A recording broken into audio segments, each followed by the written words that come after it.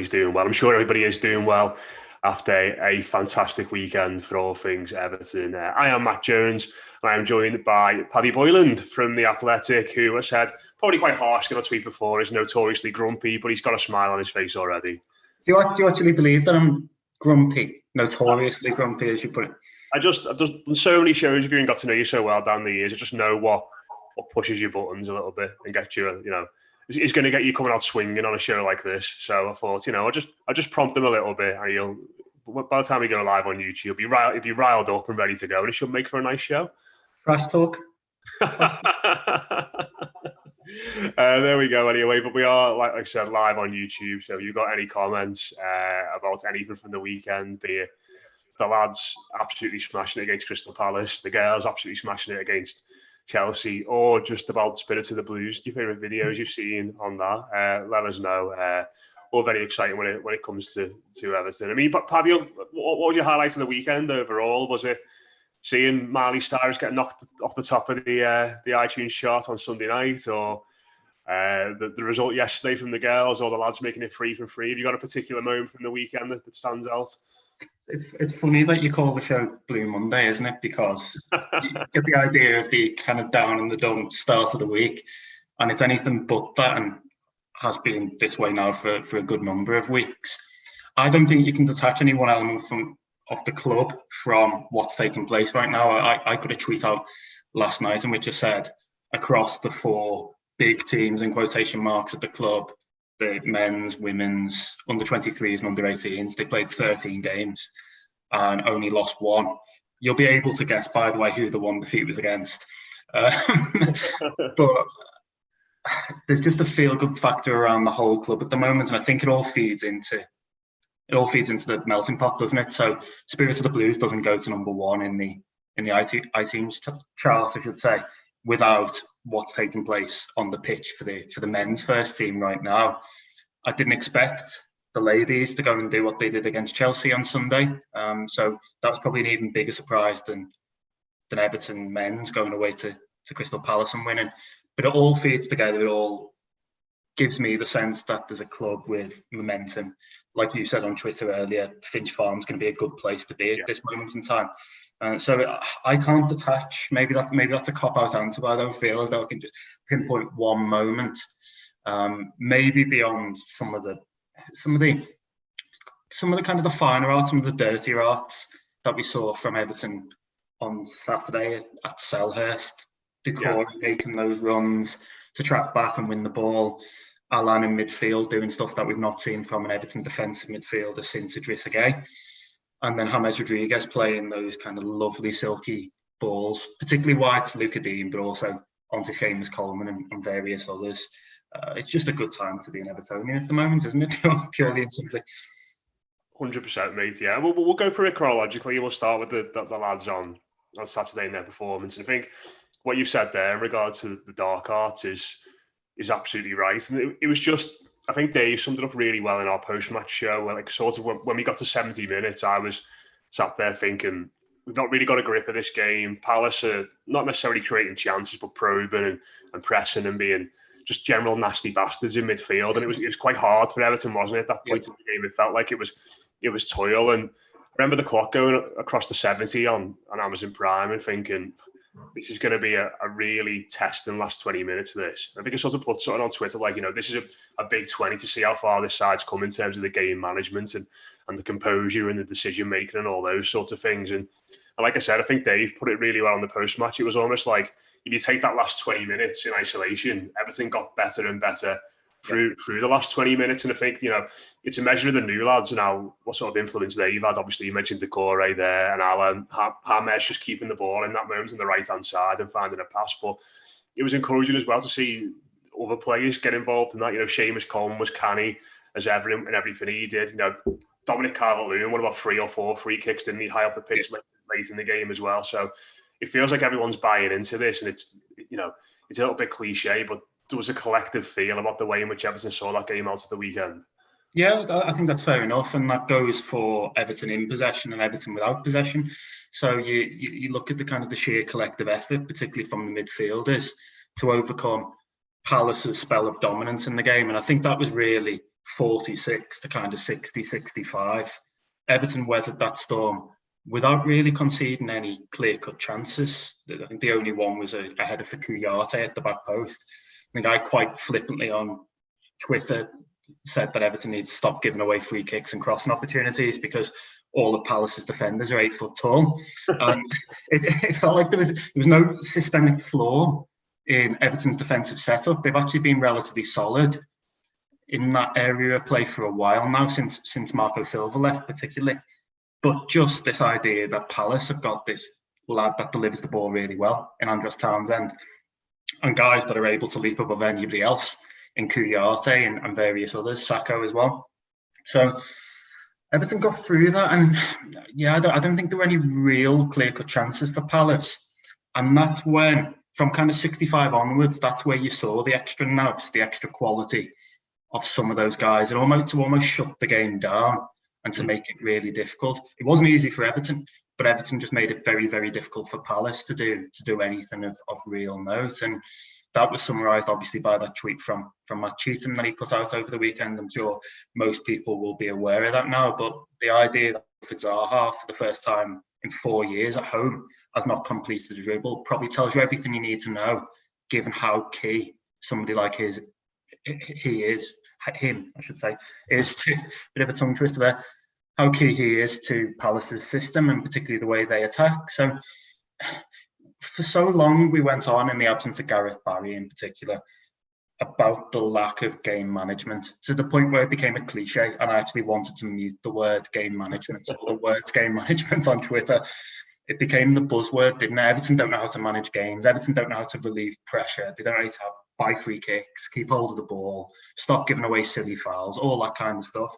But you look at that last 70 to 90, that last 20 minutes in isolation, and Everton did all of those things pretty well. And I think that's cause for optimism as much as anything, because we've seen Everton skin the cat now in the 3 Premier League games in what I would consider to be pretty different ways. Against Tottenham, they were dominant and assertive in the midfield, winning that battle and looking the better side away from home against the top 6 team. Palace, they had some hairy moments, particularly at the start of the second half, but didn't crumble, grew into it, as we said, and just took the chances. And then obviously they blew West Brom away. If you've got a side that's multifaceted like that and can win games in a variety of different ways, then you think it stands them in good stead. And that's what Everton haven't been able to do for a good while. I feel as though Everton haven't been able to win games ugly. But with Alan and Doucouré and some of the other guys we mentioned, they are able to do just that now. So it bodes very well. Early days, but it bodes very well, doesn't it? Yeah, I think that's the point you make about 3 different sorts of wins is really interesting, because I think the 11 that we've seen in the Premier League, it feels like a really good 11 to sort of take into a game as like a starting point, if that makes sense. You can sort of go into sort of most games in this Premier League with those 11 lads. You say, it doesn't really matter which way the game goes. If we score 2 goals early, if we go behind early on, it feels like there's flexibility and balance in there to sort of for them to deal with any situation. If we fell behind, say at the weekend against Brighton, I don't think people would be going after half an hour, get another attacking player on or something like that. It feels like the players we've got, in the fullbacks and in midfield, they can sort of tweak the game a little bit just to become a bit more attacking and be more adventurous. And, a lot of those players are not necessarily versatile in where you can play them on the pitch in different positions, but versatile in the way in which they can carry out their particular roles on the pitch. Yeah, absolutely. Like we were saying, there are different ways to play with the setup at Everton's disposal. And I think that's what the guys, if we are going to bang on about them again, the guys that came in over the summer have done. I think they've almost raised the levels of, say, Andre Gomez and Seamus Coleman, and probably even Luca Dean, who I think has had a really good start to the season. Seamus, an underrated start to the season, actually. I think that's gone completely under the radar, but he's done really well too, for my money. Their presence has opened up different avenues for Everton, and you look at Gomez, for example, he can drop in and become that 3rd central midfielder if needs be. Doucouré can go box to box, or as we saw at Selhurst, he could be asked to do a more defensive role, given Palace's threat on the left. And that opens up options, not only in the starting 11, but also on the bench, because Gomez being in the starting lineup means Gylfi's on the bench. and Anthony Gordon's not even in the squad. Iwobi comes on, and I don't think he was very good, to be honest with you, but he was decent against Fleetwood in midweek. And all of a sudden, I think I've made this point before, but all of a sudden you look at it and you think Everton do start to have options. They look like they've got options. And that's what you need in this league. I don't think it's a game of 11 players as such. You need to be able to make savvy tactical decisions from the bench, influence the game. Marco Silva didn't do that, and I think that was his big failing at Everton. But equally, he didn't necessarily always have those options. He used to just go, we'll throw Tosin on and we'll throw whoever else on. Now, actually, I think Ancelotti does look at his bench and think, well, actually, I've got a few options here to kind of make a difference. So maybe the fact that they haven't been able to get some of these guys out yet is actually playing into the hands a little bit with that regular Saturday, Wednesday pattern. It means that the squad's a little bit deeper. There are multiple different ways they can play. And there are multiple different ways they can attack as well. At times, Everton was so easy to defend against last season because it was Luca Dean and Richarlison down the left into Calvert-Lewin. And if that doesn't work, there's not really any other avenue. The midfielders don't score or create. The rest of the defenders, particularly Seamus Coleman's role was more defensive. And now you look and you think you've got Gomez making those cross-field balls to Coleman, James playing them often to Luca Dean. James can also go around the corner to Seamus as well. There's the threat of Calvert-Lewin in the air. Richarlison coming off the wing and creating and linking with some of the guys in midfield and up front. And then various options on the bench. And the key point here is that they're flexible and they're able to do different things. And you're now starting to see a well-coached side, which is a joy, isn't it, after the last few years. So maybe we are going a little bit overboard. I find myself wanting to reel myself back in a little bit and be slightly more cynical about what's taking place. But I think you almost just have to go with this. You almost just have to take it all on face value and go, Everton have done well. And they've played Palace away, Tottenham away. And if we're talking about league fixtures, obviously West Brom at home. And if somebody had said to me that Everton would have even, say, taken 7 points from that kind of run of games before the start of the season, I'd have been pretty happy with that. Absolutely. So for it to be 9, obviously tells its own story. So it's funny, I was actually at a flat viewing while this Everton-Brighton game was taking place. And obviously it was on Prime, and I tried to rearrange. Oh, so you mean Palace last week?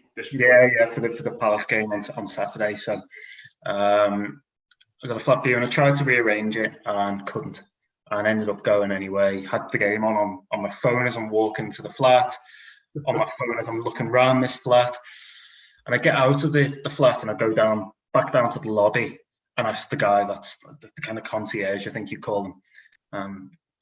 Didn't see any laundry facilities in the room. Is there a washing machine? Is there a tumble dryer? And he kind of looks at me quizzically and says, well, yeah, you should have seen that right as you walked in.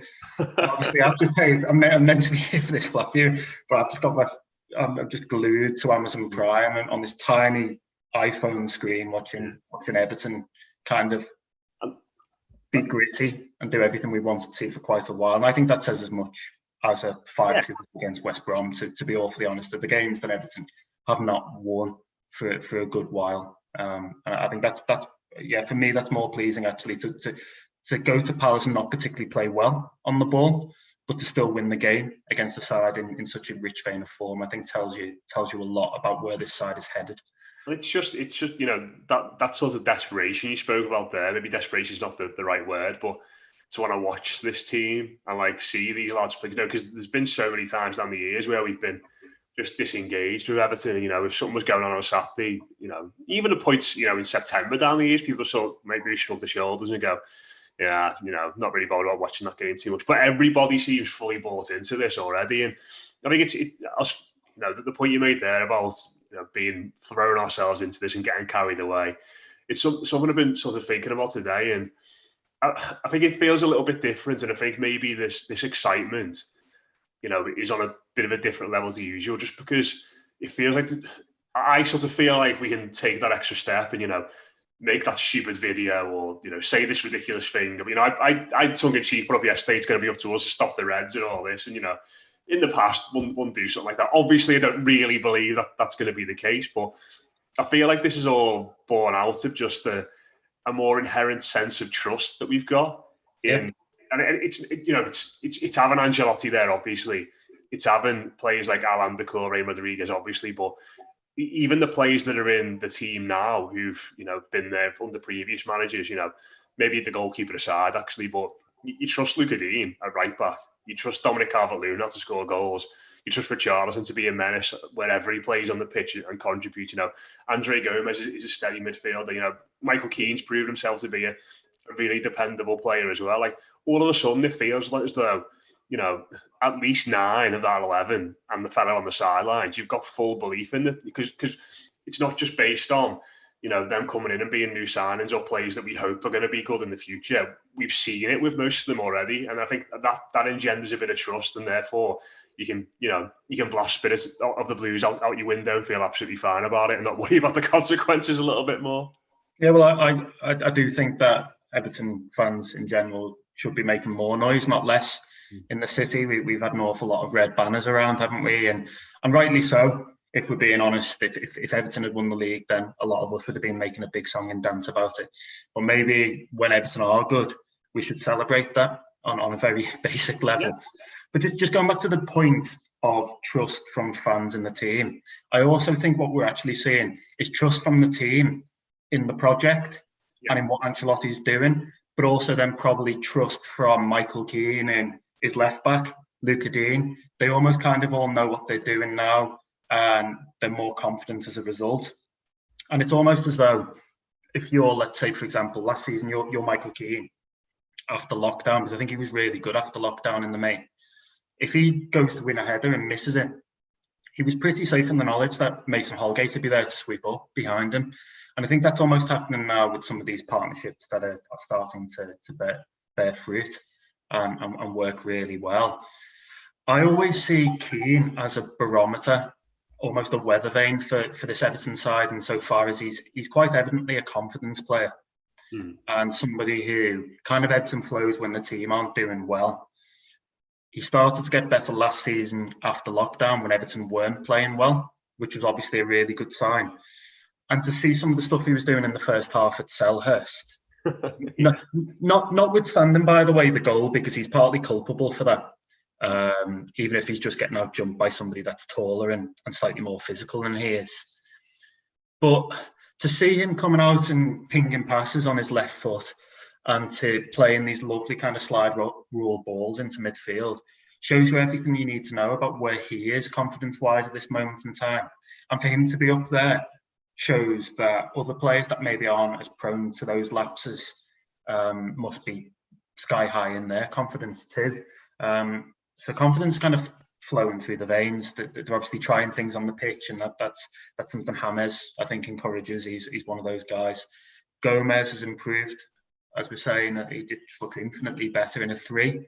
As we said so many times last season, infinitely better in a 3 and infinitely better when he's allowed to push up, safe from the knowledge that he's got 1, maybe 2 guys behind him.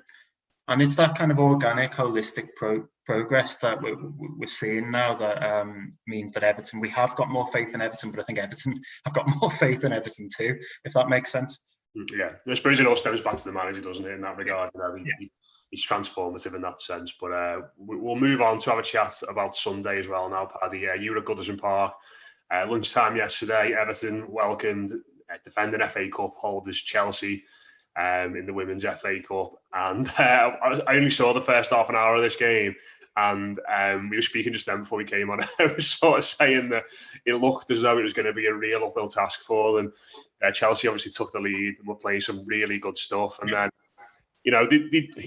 credit to the Everton players and to Willie Kerr, because they just rode the storm out, didn't they? For just clung in the game, made sure they didn't get a second goal behind, and then just battled back into it there. And it was a lot of spirit, a lot of aggression, a lot of great defending, and quality at crucial moments as well. And I think me and Dave were speaking this morning on the Blue Room Breakfast about trying to put into context how big a result and big a shock this is. But I think probably the best way of doing it is looking at the reaction of all the players at full time in the video the club put out, because the elation and the relief on the faces was there for all to see. But you must have been dead impressed by the way in which they got back into that game after falling behind early. Yeah, massively. At one stage, it looked like Everton were going to be out of it by half time, and I'm not doing them a disservice to say that. Willie Kirk said it to us after the game. He was looking after half an hour, and Chelsea had one cleared off the line. They'd obviously scored. That was a really sloppy goal to concede, by the way. But they'd had numerous other chances. Sandy McKeever in goal had made 2, 3, 4 maybe top class saves. The one cleared off the line that I mentioned, Danielle Turner from Frank Kirby. And Chelsea were kind of peppering the goal and just looked like every time they attacked, they could score a goal. And then just bit by bit, it felt as though Everton realised that they weren't putting the best foot forward. They weren't giving a true reflection of themselves. And they were actually a lot better than just standing off Chelsea and giving them that respect. And maybe it takes a while for that kind of mental switch to flick from being the side that, as I wrote in a piece on The Athletic earlier, not so long ago was battling down the bottom of the WSL table. They made big signings in January. They made big signings over the summer. And now the expectation levels have risen. But there probably is still, as you see with the men's team when they go away to a conventional top six side, there are almost some of these kind of mental fragilities and hangovers. Once they got beyond that and once they started to kind of find their passing range and realised that they could win those 50-50s and they could also quite easily free Hayley Rasso on the left in particular, they really started to grow into the game. The goal for the captain, Lucy Graham, lovely, really well crafted move, finished off with a good header into Gladys. That obviously was a big momentum turner in the match. And he just got them in at half time, and the players looked exhausted, to be honest. There was one example of Simone McGill, who I really like as a player. She was the lone striker, and she'd spent so long chasing Chelsea shadows and Chelsea defenders that she went to do the same on Chelsea's right in front of Willie Kirk on the touchline, and just couldn't sum up the energy. And that was after about 35, 40 minutes, if memory serves. Absolutely exhausted. It was like me, if you remember me playing on the Goodison pitch when we last did that. It was like me wanting to go off after half an hour or so. Giving it the symbol, yeah. I'm injured, get me off. But it happened right in front of Willie Kirk, and no surprise then. For all that, Simone McGill is a very good player, really good technical footballer, and has been a great servant for Everton women over the years. No surprise that she's the one that makes way for what was the marquee signing in my book, Valérie Gauvin from Montpellier, the French international. Gauvin obviously scores the winning goal. Another signing comes on at half-time. Not even going to attempt to pronounce that. Spanish international, defensive midfielder, really good player. Damaris, her first name is. She came on at half-time and did very well in the holding role. And they just grew in confidence and started to go toe-to-toe. And I think after initially showing too much respect, they realised they could get at Chelsea, particularly in the channels. And in the end, a lot of luck, a lot of resilience, a lot of determination, a lot of good performances, great tackles, great saves, but just quality all over the pitch more than anything. And they realised how good they were, and they got that result. And I think it's a statement win. It's almost like the win for Everton and Ancelotti's team against Tottenham on the opening day of the season for me. It's that kind of statement. We've overcome a big hurdle here, mentally, physically, tactically, all those things. We're ready to make our mark. And we said, didn't we, before before we went live on air, that you have to make them favourites for the game on Wednesday night against Birmingham in the semi-final. You wouldn't make them favourites for the final, whoever they play. But you're in the last four now, and everything's possible. So it's going to be really interesting to see how that one goes. It's just nice, like we said, to see that synergy across the club. The under-18s are winning games, the first team are winning games, the women's team, they're doing well. And the under-23s, after losing to Liverpool, obviously recorded a good win last time out against Leicester as well. So you get the sense of a healthy club, and how long since we could say that across all these different areas. Yeah. Wonderful. Like you said earlier, put on Twitter, Finch Farm must be a great place to be at the moment. Everybody must be walking around there feeling 10 feet tall in that regard. So made up for them. Finally, Paddy, before we go to a couple of questions, how many times have you had Spirit of the Blues on today? A good few, yeah. A good few. Have you got a favourite video that you've seen? I think the Maradona one's still my personal favourite. I really like the Maradona one, and that was an early contender, but obviously we had that pretty relentless stream of videos throughout the day. One of the underrated ones for me is the Shawshank Redemption. Yeah, that was from Mark Godfrey. We've met a few times. Yeah, fantastic. Yeah, just great. And obviously a slight change on the dancers and all that kind of stuff that have been doing the rounds. Really like that one. And I'm a big Pulp Fiction fan as well, so love John Travolta and Uma Thurman dancing away on their lonesome to Spirit of the Blues.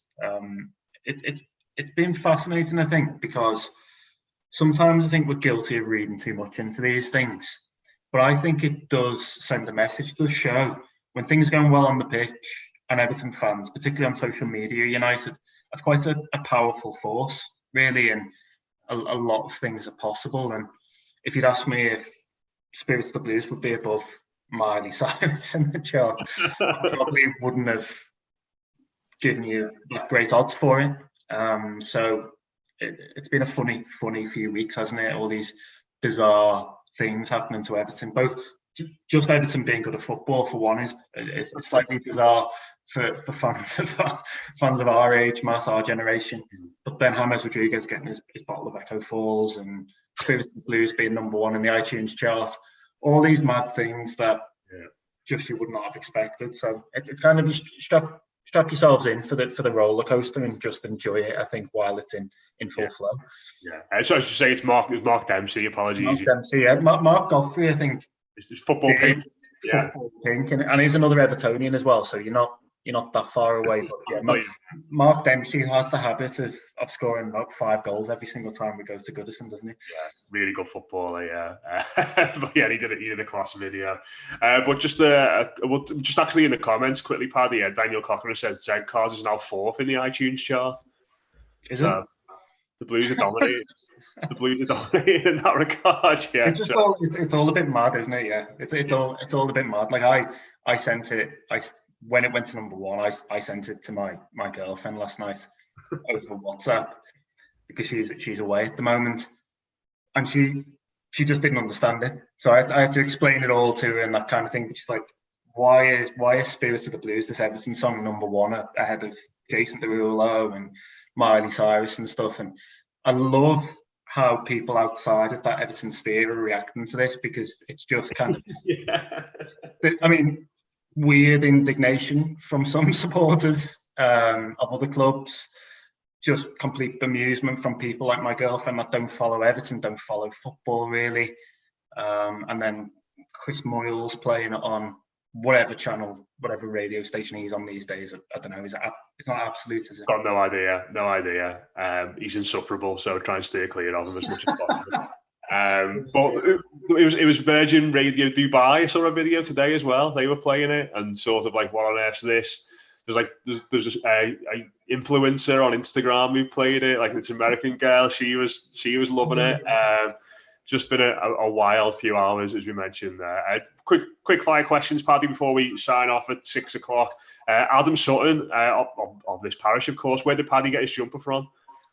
Uniqlo. There you go. Has it got anything on it, or is it just plain white? It's just plain white, and I just want, for the record, Alan obviously wore something very similar when he was leaving the Titanic one day. I did have that jumper before, so I actually think Alan's copied me on this one. I was going to say, if you weren't the same club as our players, how much are they paying you at the Athletic? No, it's a snide Uniqlo version, mate. Fair dues. Adam said, "You stylish bastard." There you go. I think we'd all agree with that. Rob has asked as well. Like I said, very quickly, are the club looking like they'll add another player before the window closes? Good question. Very, very good question. They are trying. They really want a centre back.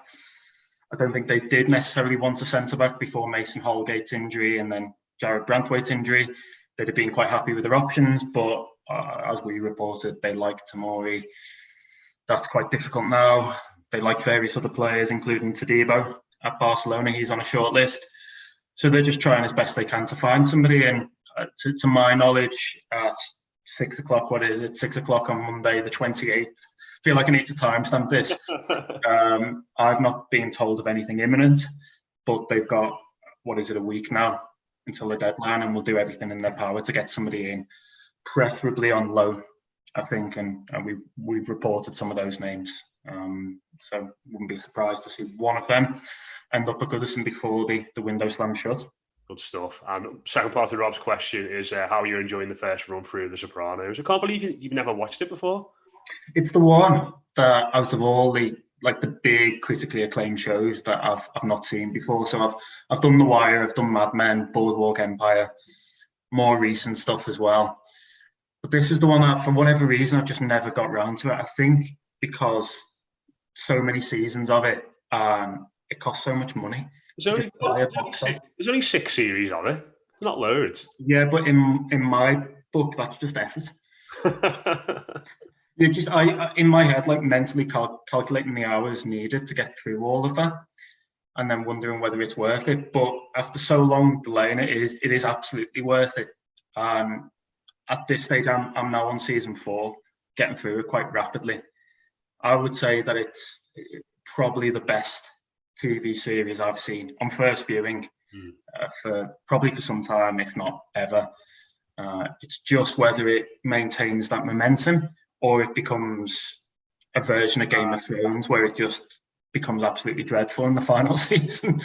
No, it stays really good, and obviously, I'm sure you've probably seen the end, and it's probably been hard to avoid it. But people fume about it. There won't be any spoilers, but people kick off about it and get very angry about it. It's absolutely brilliant, and I think it's one of those shows that almost gets better in time. The more you watch it, and the more you look for kind of the subtle things that you don't see on first viewing. I know very quickly started to go down the Reddit Sopranos rabbit hole. Yeah, all these kind of foreshadowing moments of like scenes before people eventually die and all that kind of stuff, and symbolism of various things, particularly kind of in Italian culture and mob culture. So I think it's amazing at the moment, and it's probably the best I've seen on first viewing. But I think over time I'll come to appreciate it even more, just because of all the mad stuff that you can see, and it's a bit like that with The Wire, which I've seen and absolutely love as well.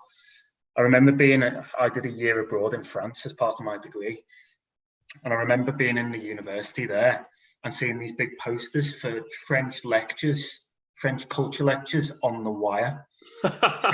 Did you go? Absolutely bonkers. I went to one. It just requires a lot of concentration to sit there through a couple of hours.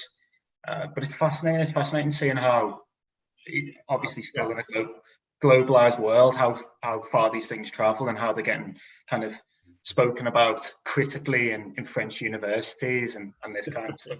I love all that. I think it's brilliant.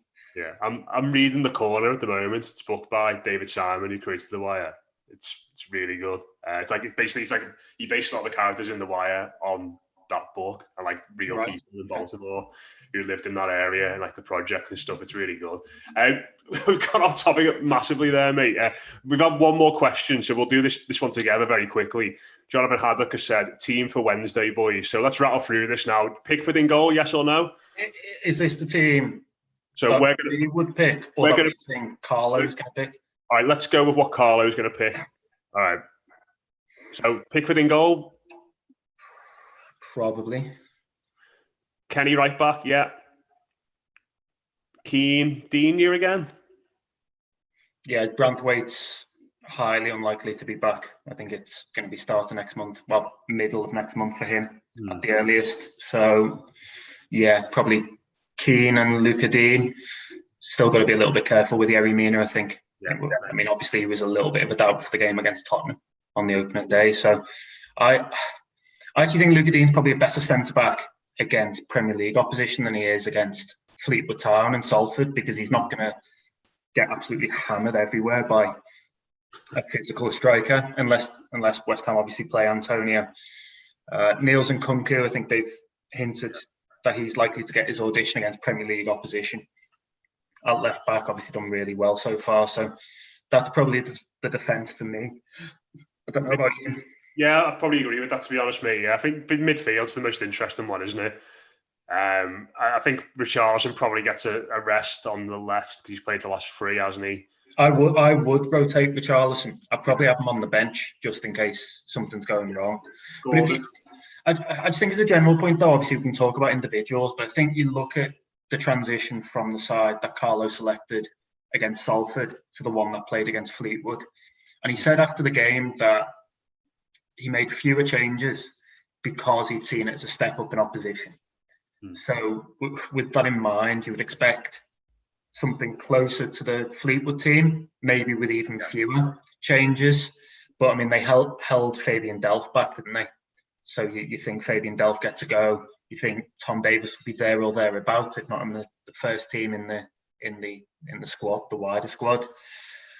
Gylfi Sigurdsson, I imagine, plays quite a key role here certainly for Ancelotti in a lineup.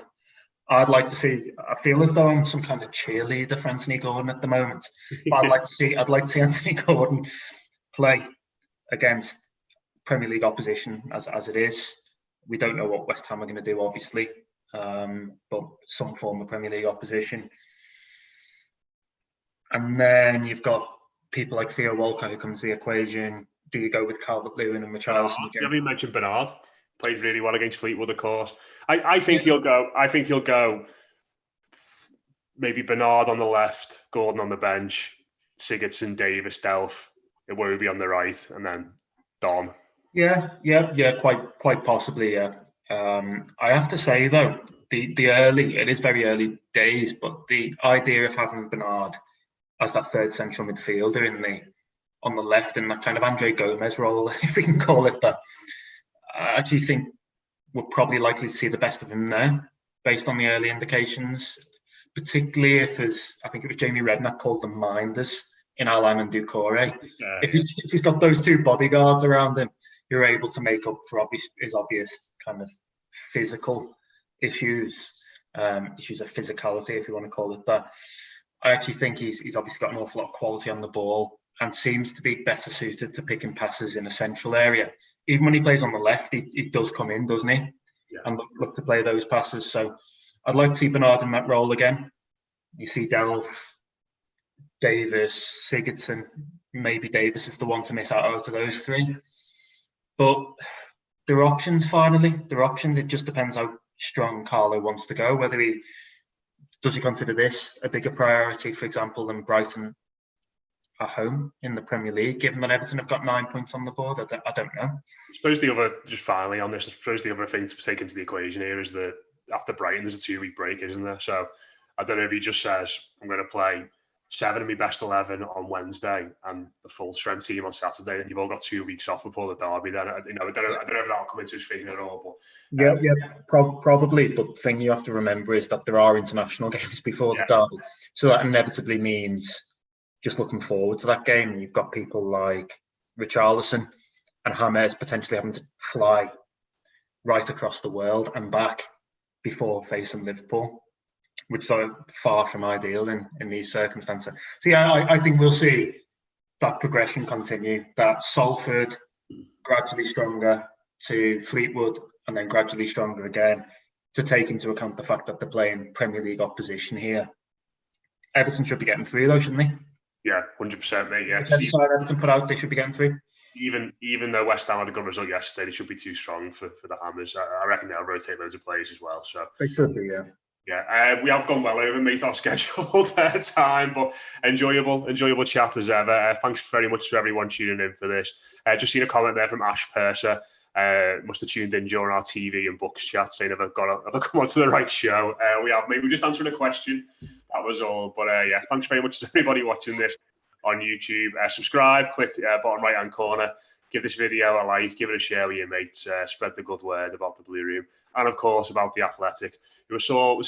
we'll get some praise from Laura Quentenberg today from BBC. Paddy, yeah, I wasn't personally, by the way, but the Athletic was. Yeah. There we go. Yeah, it was nice. Absolutely. Notwithstanding political associations and stuff like that, it's nice. Yeah, and of course, we give you stick, but we all know really that we all think the coverage over there is first class from you and Greg. So cheers for coming on. Thanks very much to everybody for watching this as well. We've got loads coming up on YouTube this week. Instant match reactions to the game on Wednesday, previewing the game against Brighton as well. What's the score and all that sort of stuff. Hit us up on Twitter at the Blue Room EFC. Do all those lovely things, spread the word, and we'll speak to you again soon. Up the top.